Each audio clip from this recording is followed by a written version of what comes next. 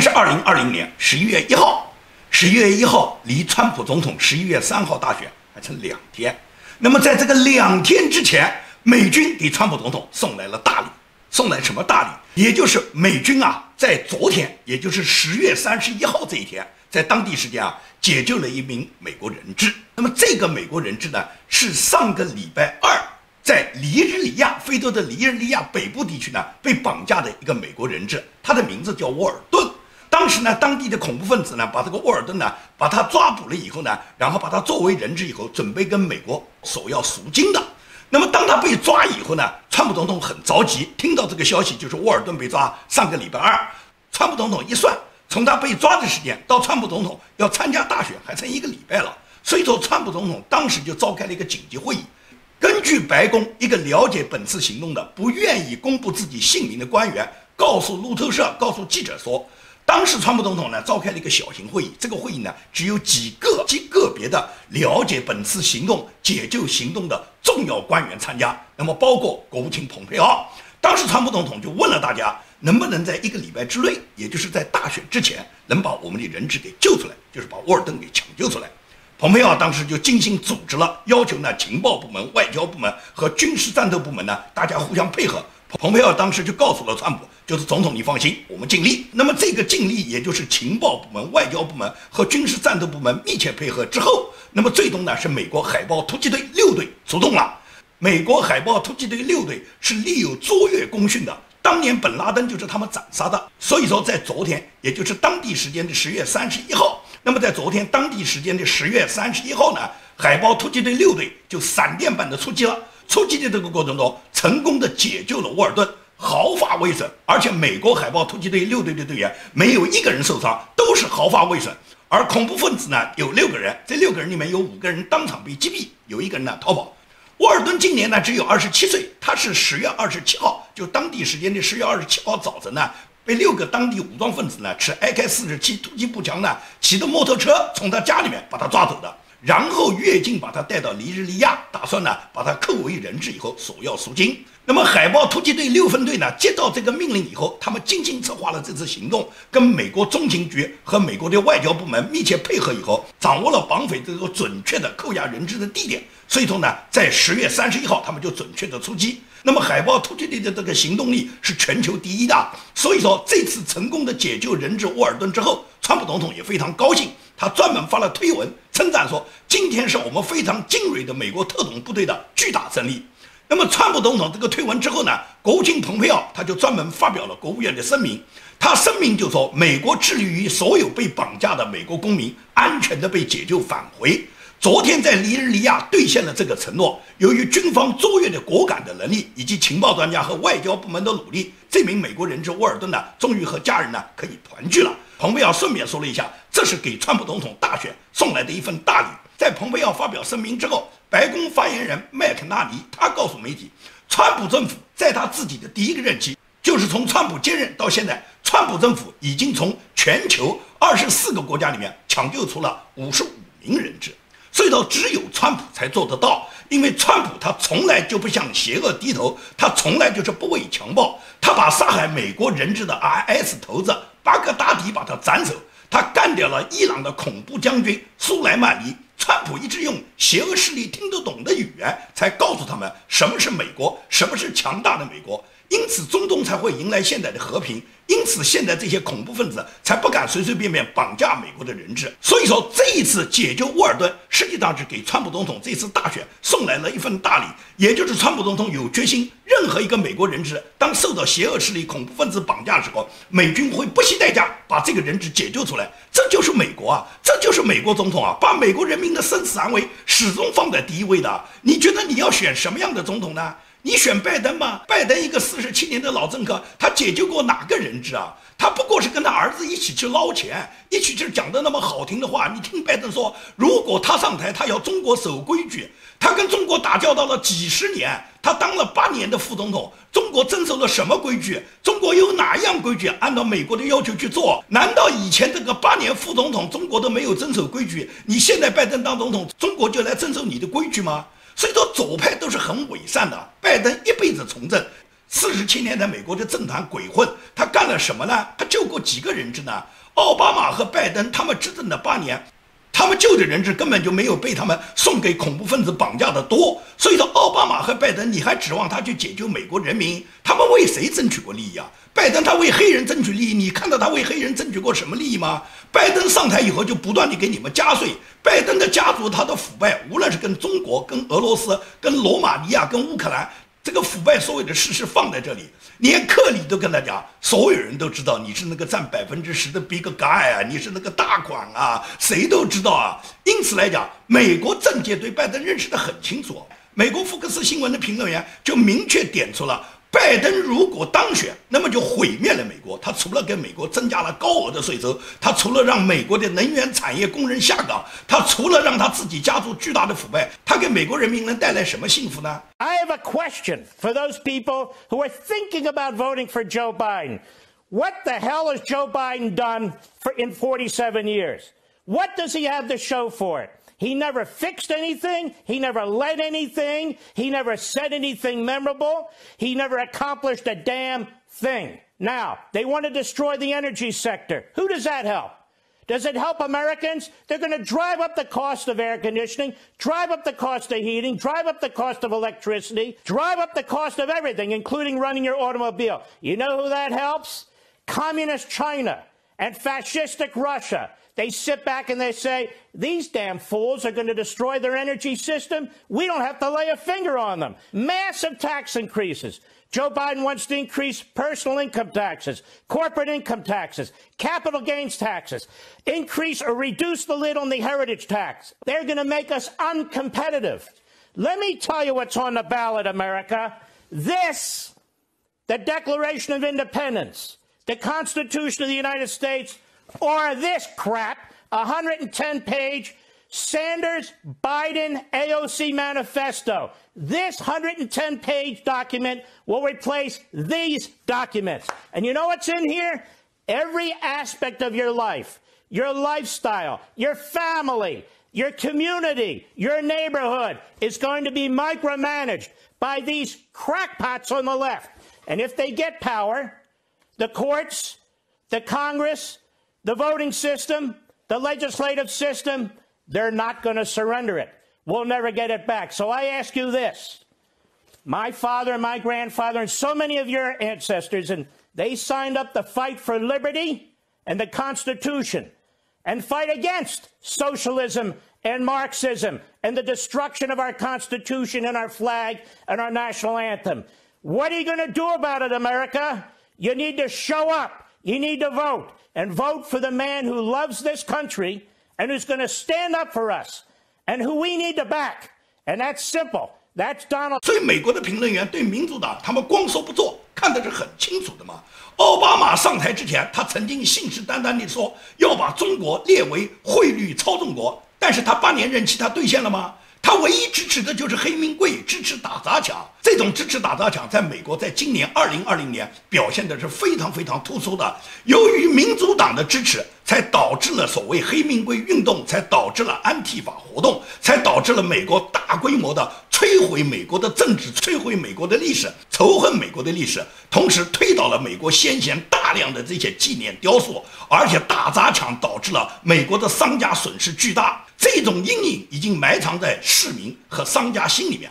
11月3号，美国大选即将到来，纽约很多商家担心11月3号在纽约会形成更大一波的这个黑名贵安提法的打砸抢行动，所以说包括梅西百货在内的大量的商家在曼哈顿曼哈顿是全球最繁华的地方，他们都担心再次发生打砸抢的行动，在10月31号开始起，纷纷在自己家里面的店门口用木板把店门全部封死，把橱窗全部封死，防备选举日当天那些抗议者来炸毁他们的这个殿堂。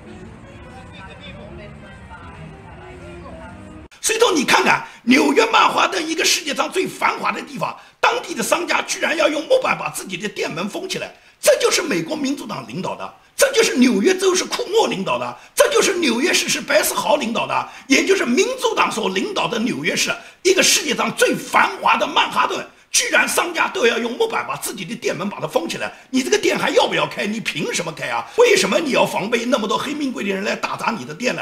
这不就是民主党他执政他管理的城市所导致的必然结果吗？民主党对美国的执政造成的这个伤害，大家还看不清吗？为什么那么多人支持川普总统？川普总统昨天晚上在摇摆州，就是宾夕法尼亚州，在宾夕法尼亚州巴特勒市演讲的时候，有57000人参加。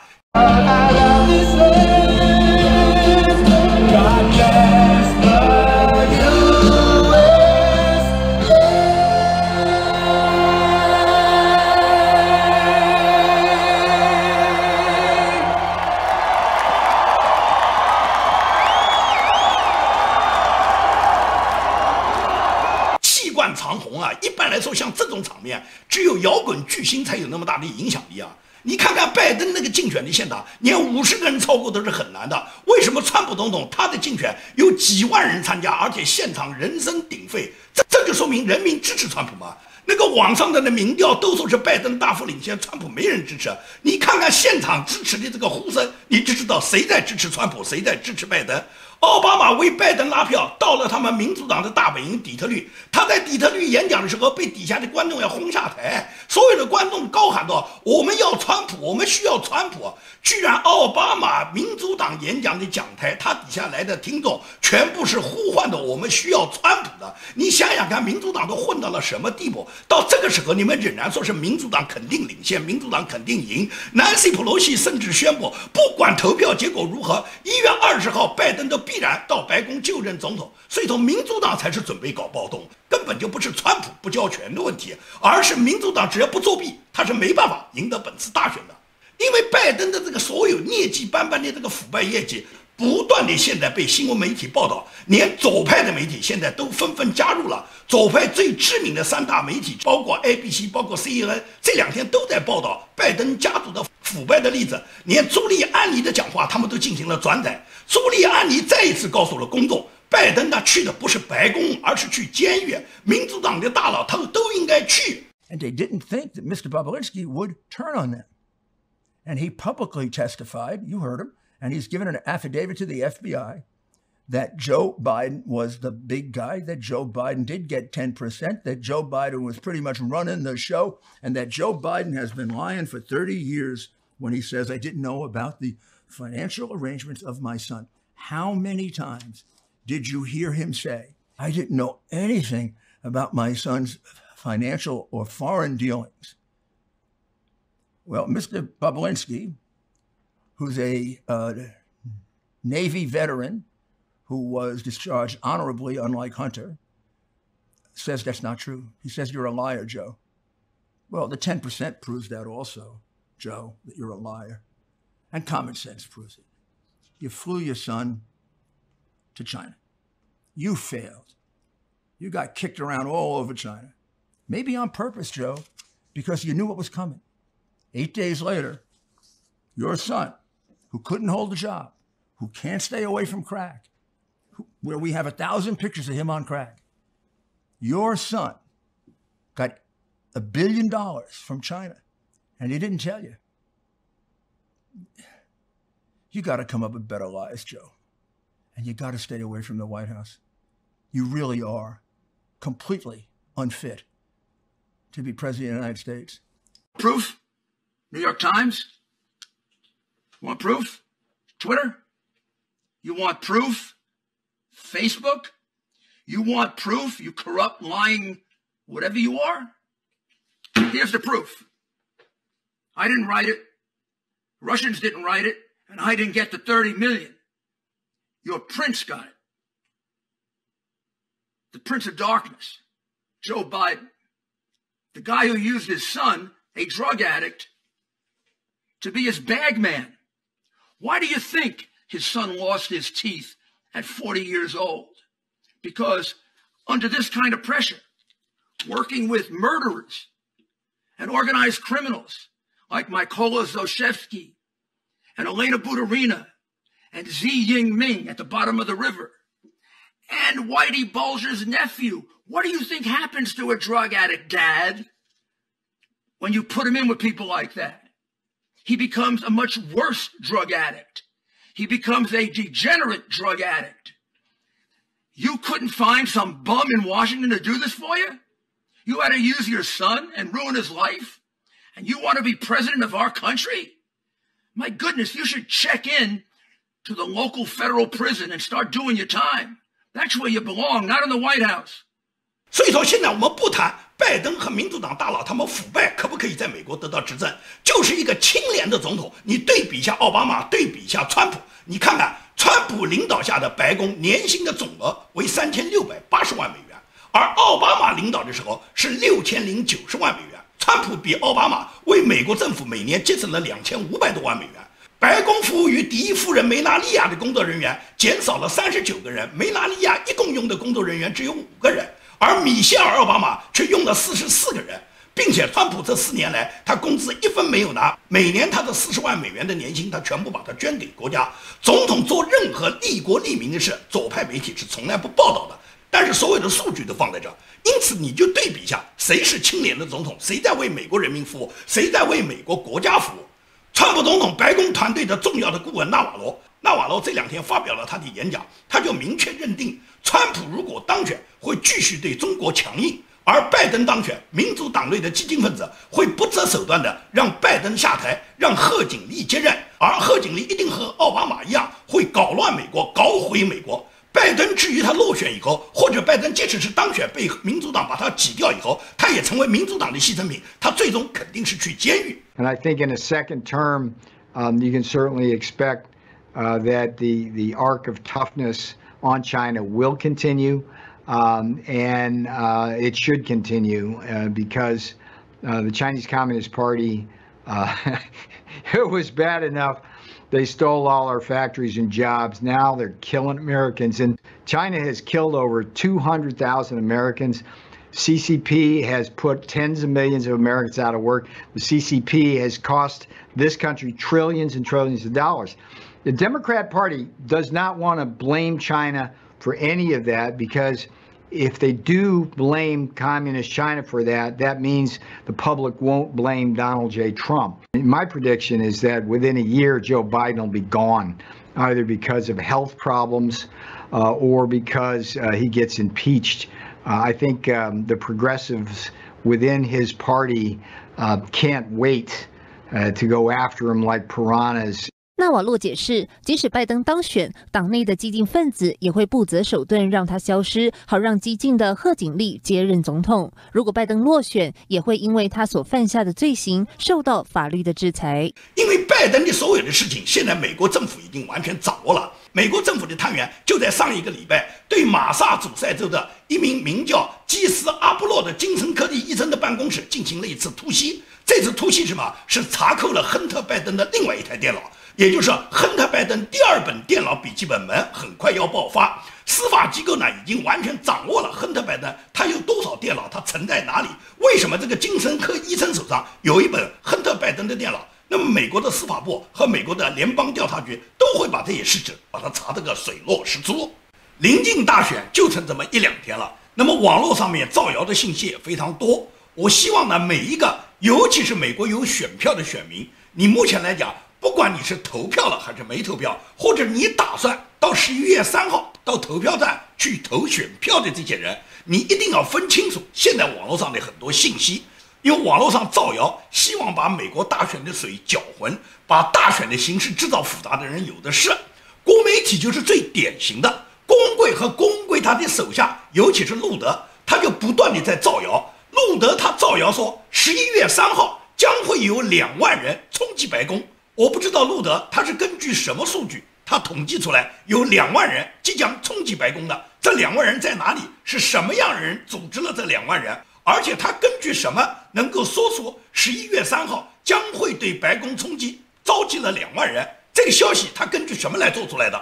他讲这个话要达到什么目的？在大选之前，他不断地冲击美国的社会制度，说是有2万人要包围白宫，你的目的是什么呢？就是告诉别人这次大选不合理，这次大选会造成人们暴动，会有2万人要攻击白宫。也就是大选的结果出来，无论是川普总统当选还是拜登当选，那都有2万人去冲击白宫。那美国是一个什么社会制度呢？这不就是在大选之前想把美国制造各种混乱吗？到处忽悠说川普会颠覆美国的民主制度，川普是独裁者，川普想当皇帝。如果川普在大选中落选，川普败选，他不会交权。你觉得这是在中国吗？川普想不交权就不交权吗？美国200多年的民主制度能够让一个总统在他自己选举失败以后，他想不交权就可以不交权吗？军队会听川普的吗？警察会听川普的吗？国会会听川普的吗？媒体会听川普的吗？那些有盘根错节、利益勾结的官场关系网，这些人他们都会听命川普。在川普他大选失败的时候，川普可以不把权力交出来吗？川普是这样品行的人吗？所以说，所有对川普的攻击、对川普的诋毁，实际上就是为了在大选之前把美国的水搅浑，让美国的普通民众看不清这个里面究竟自己该怎么做。这就是共产党一贯的阴谋。共产党在任何时候，他都是什么？他都是把水搅浑，他要让普通老百姓、让普通民众分不清是非，分不清好歹，不知道什么是黑，不知道什么是白。郭文贵以及他的基地委以及路德这样的人造谣什么11月3号就有2万人要攻击白宫的这种说法，他实际上就是把美国的大选的水把它搅浑，让老百姓感觉到恐惧，让老百姓感觉到混乱。而且在混乱中，共产党就可以有可乘之机了。所以说，郭文贵动不动说他是反共了，他带着他底下的那么多蚂蚁帮去攻击那些真正的反共人士，然后把这些反共人士都污蔑成共产党的特务。那共产党员，真正的共产党员，郭文贵敢打击吗？他敢攻击吗？共产党在美国的官办机构多了，大使馆代表共产党吗？郭文贵敢去冲击一次大使馆吗？共产党在美国的官员像耿爽这样的官员多了去了，郭文贵敢去包围攻击耿爽吗？耿爽代表共产党，他敢去吗？他不敢去，因为所谓的共产党就是郭文贵的保护神，郭文贵就是跟共产党勾结的，他怎么会去打击共产党呢？如果我讲这个话你不相信，说是郭文贵他是在反共的，他是打击共产党的，王艳平就在他身边。王艳平是共产党，你们知道吗？王艳平自己讲他深入敌营18年，他已经是有18年党龄的老共产党员，他天天就在郭文贵身边。郭文贵反共为什么不把王艳平先反掉啊？我就这么跟您讲吧，我是中国共产党员。哎呦，我是1999年入党的，没想到到现在将近有18年的党龄。你这个消息让我惊讶，非常惊讶是吧？对。然后在这种状况下，你怎么样维持党组织的生活呢？确实是不容易啊，对不对？确实是不容易啊。怎么讲呢？因为就是一些家庭的原因啊，然后个人成长经历的原因，以及受教育背景的原因，对我确实是，包括我家人都是可以说是体制内的，对，类似于这样。我本人也是，当时就是很早就入党，一直到现在啊，我到现在都是一个坚定的中国共产党员。你们跟着郭文贵那些蚂蚁们，动不动你们叫嚣的反共，那郭文贵身边的王艳平就是共产党员，是他亲口告诉你，他具备18年党龄的共产党员，而且在美国如此复杂的形势下，还希望能过好党组织生活的人，这些人你们反了吗？你们要反共，反的共在哪里呢？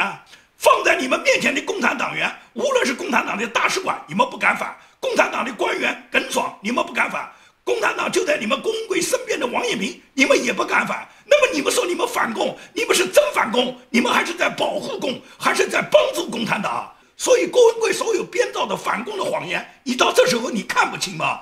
你还跟着郭文贵去造谣，跟着郭文贵去所谓的反共，你先把郭文贵身边的王艳平反掉，我才能算你是在反共。好，今天的节目就跟大家说到这里，谢谢大家。